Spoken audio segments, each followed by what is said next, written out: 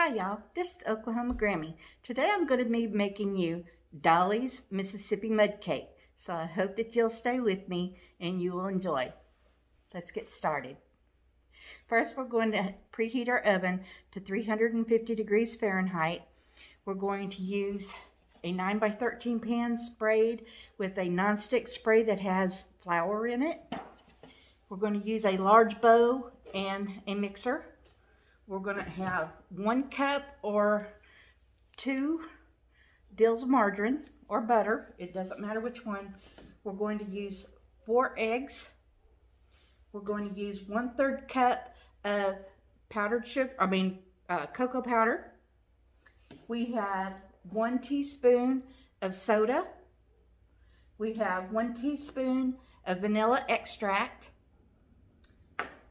We have 2 cups of granulated sugar, 1.5 cups of sifted flour. Now, if you don't have a sifter, the best way you could do this is using a whisk. Take it and whisk it for about 5 minutes, and then you will have whisked flour.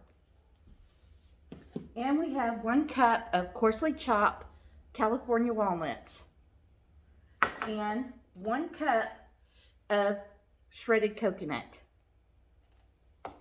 and 2 containers of marshmallow cream. Or you can get the big container of marshmallow cream, but they were out of it, so we're substituting. And you are going to want to have a spoon. Okay, let's get started. First, we're going to cream together our butter or our margarine and our 4 eggs.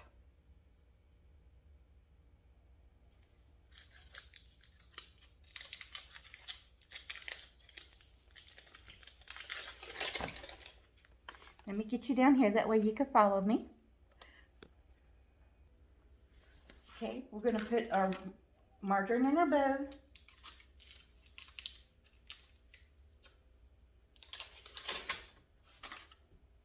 And our 4 eggs.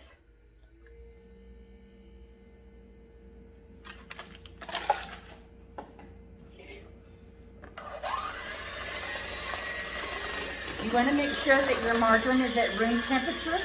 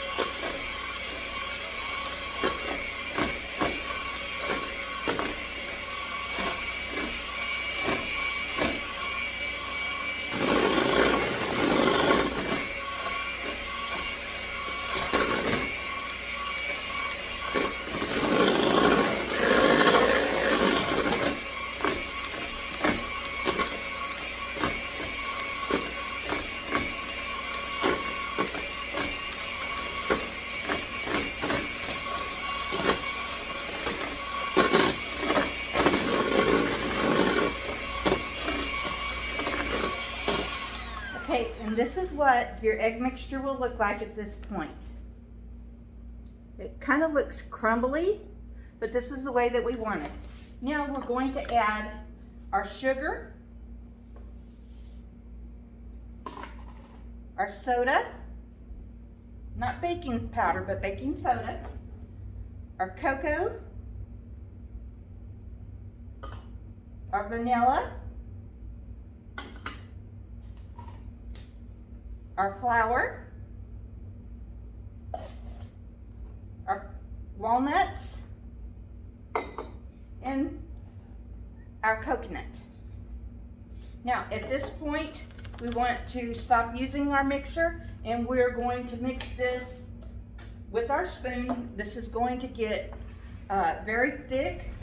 So the mixer, you know, we'd wind up burning our mixer up if we used it at this point.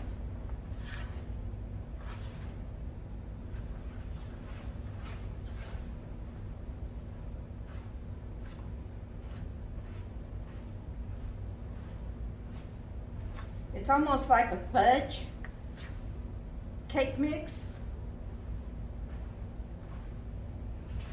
And it gets kind of hard to stir.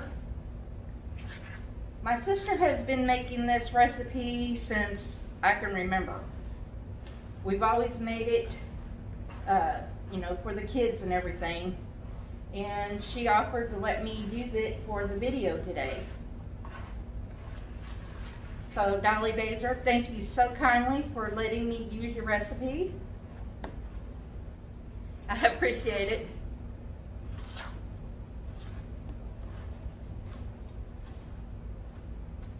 You give credit where credit is due when you make videos.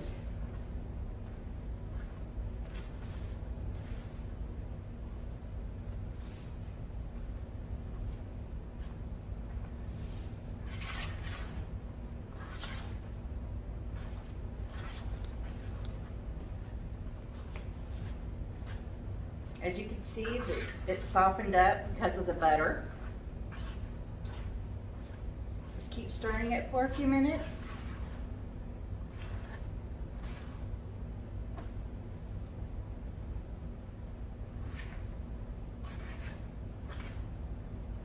Now we're going to take, at this point, this is what the mixture looks like. It has softened up. Now we're going to put it in our pan and spread it out. Now she always made this on a cookie sheet, but it calls for a 9 by 13 pan. I don't know whether my sister just likes working with the cookie sheet. Both of us do. It just makes stuff go a little bit further. And she has a pretty good sized family also.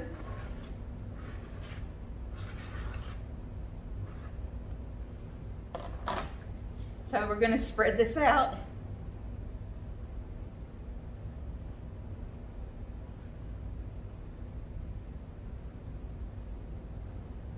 We want to try to make it even, you know, that way there is no lumps and everything like that.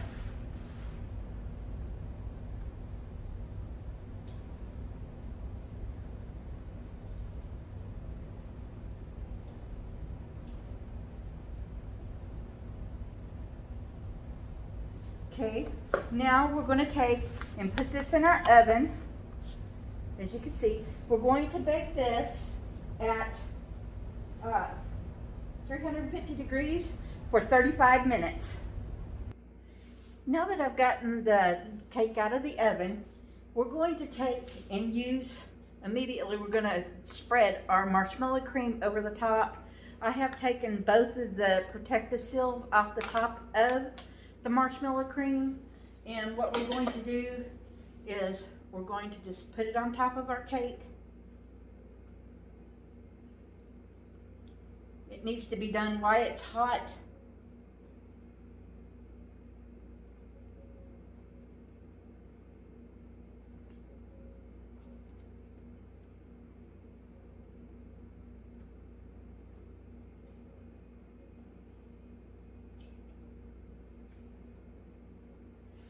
And you want to try to use all of the marshmallow cream that is in each one of the containers.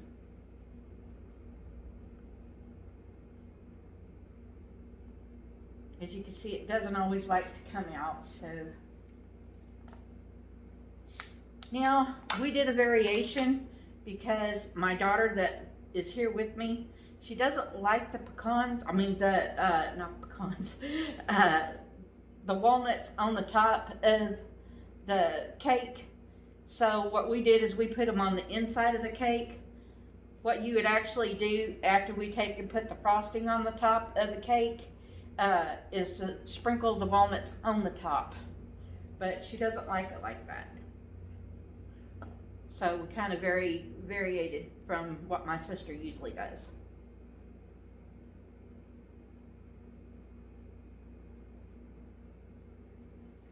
Okay, now that we have this, we're going to take our little spatula and we're going to try to get it spread out.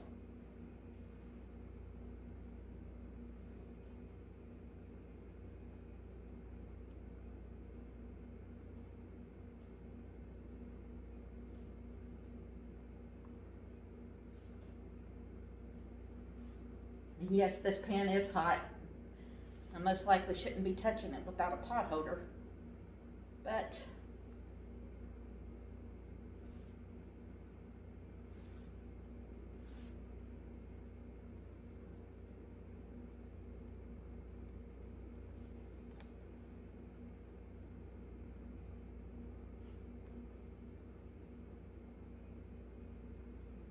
my sister had to have been a very, very patient person because this marshmallow cream does not want to spread.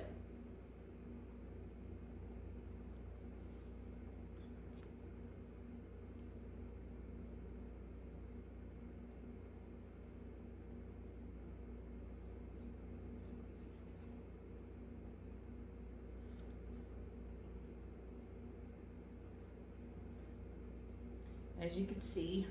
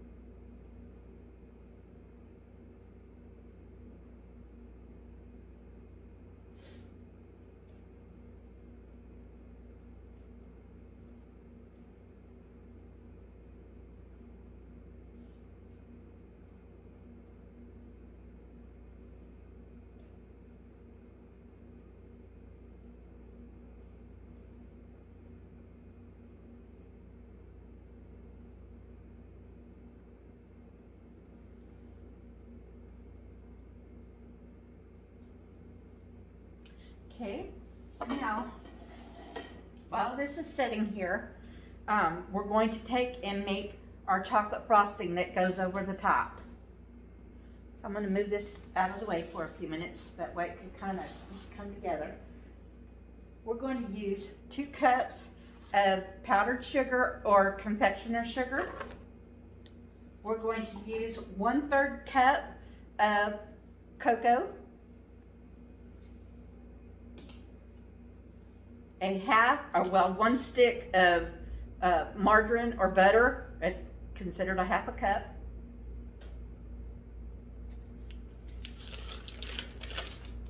And 6 tablespoons of milk. We're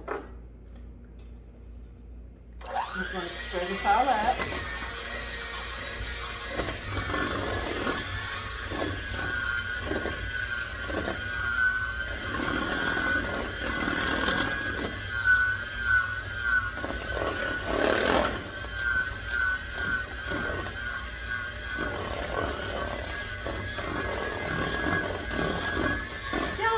Children in the kitchen with you. Get them off the tablets, all the electronics.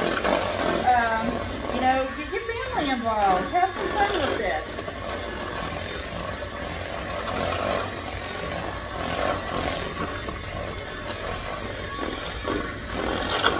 Some of my grandbabies will like being in the kitchen, others doesn't. So, but I try my best to try to get them back in here with me, instead of on the TV or their tablets, their game systems, whatever.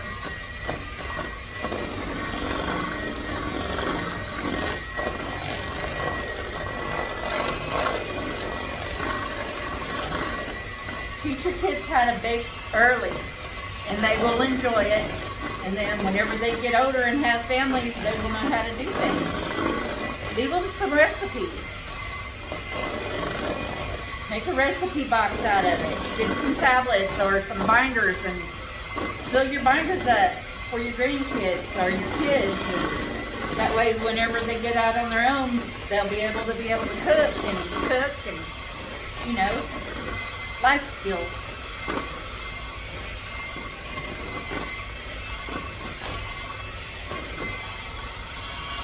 Okay, this is done, so we're going to take our little spatula again, and we're going to take and put our frosting on it.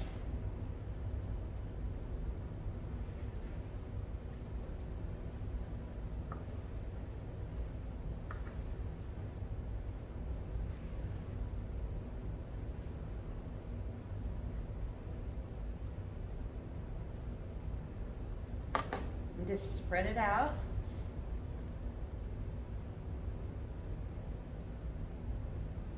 If you have some more walnuts after this is done, by all means, put them on the top of it. Have fun. Get your kids involved. Get your neighbors involved. That's what I do. I have a neighbor that is 26 years old, and this young lady had no idea how to cook. I mean, just a basic cake mix that you could get from the store. She come over here and she says, "Can you please help me?" She says, "I've never done this before. I've always had somebody to do it for me." So I told her no, I wouldn't do it for her, but I would bring her into my kitchen and I would let her do it. And this girl cried because, you know, she wanted to cook something for her new family that she had, and she didn't have any idea how to do it because nobody had ever taken her into the kitchen to show her.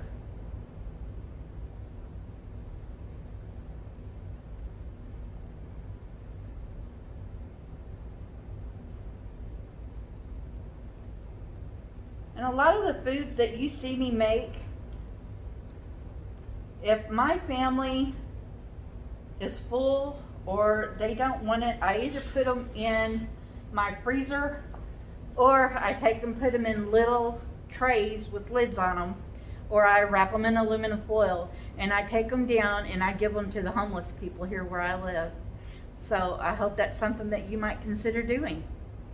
Well, if you like my videos, will you please give them a big like? It helps my YouTube channel to grow, and I also appreciate it. And I hope that you will share them out where others can see how easy and fun it is to bake and cook. And if you would, I hope that you'll join me next time. Bye.